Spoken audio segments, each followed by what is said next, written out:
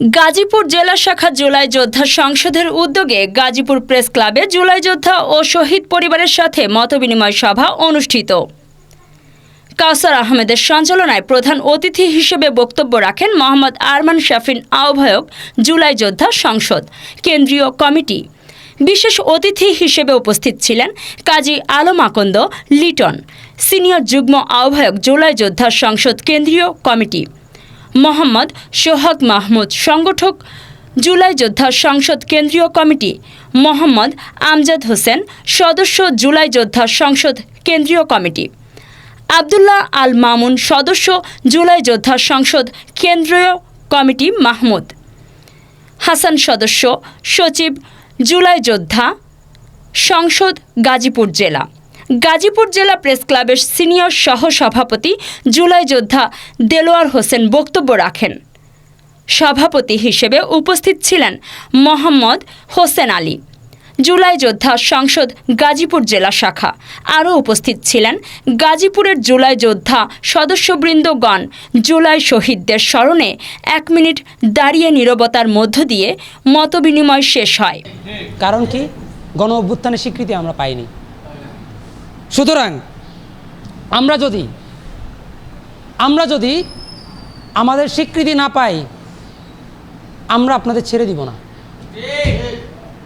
আপনারা করলেন কি, গণ অভ্যুত্থানের স্বীকৃতি না দিয়ে একটা নাটক সাজালেন। আহতদের লিস্ট করো, শহীদদের লিস্ট করো, তাদের অনুদান দেওয়া শুরু করো। আমার প্রশ্ন, কোন ম্যান্ডেটে আমাদেরকে অনুদান দিচ্ছেন? কোন ক্লারিফিকেশনে আমাকে অনুদান দিচ্ছেন? আপনি গণ অভ্যুত্থানকেই স্বীকার করলেন না, আপনি আমাকে অনুদান কেন দিচ্ছেন? আমার তো মনে হয় আপনারা ঘোষণাপত্র নিয়ে যেভাবে তালবাহানা করছেন, আমার সত্যি কথা মনে হয় আপনি এই লিস্টটা করে, নথিটা করে শেখ হাসিনার কাছে তুলে দেওয়ার জন্য রেডিটা করছেন। শেখ হাসিনা কি করবে? স্বৈরাচার কি করবে? আমাকে ফোন নাম্বার বের করবে, ঠিকানা বের করবে, আসবে বাসার সামনে থেকে উঠায় নিয়ে আয়নাঘরে ঢুকাবে, গুলি করবে, মেরে ফেলবে। 1 লক্ষ মানুষ মারছে 17 বছরে, বা বেশি হবে। আমার 16,000 মারতে কতক্ষণ লাগবে? আমার খুব করে বলতে ইচ্ছা করে, তুমি স্বৈরাচারের কাছে আমার নথি দেওয়ার জন্য ঘোষণাপত্র দিচ্ছ না, নাটক করছো, 2 দিন পরে পরে বলছো যে আমার কথা শুনে না, আমরা করতে পারবো না, রাজনৈতিক বন্দোবস্তের ব্যাপার, রাজনৈতিক ব্যক্তিরা সিদ্ধান্ত নিবে। রাজনৈতিক ব্যক্তিদের কথাই কি আন্দোলন হয়েছিল?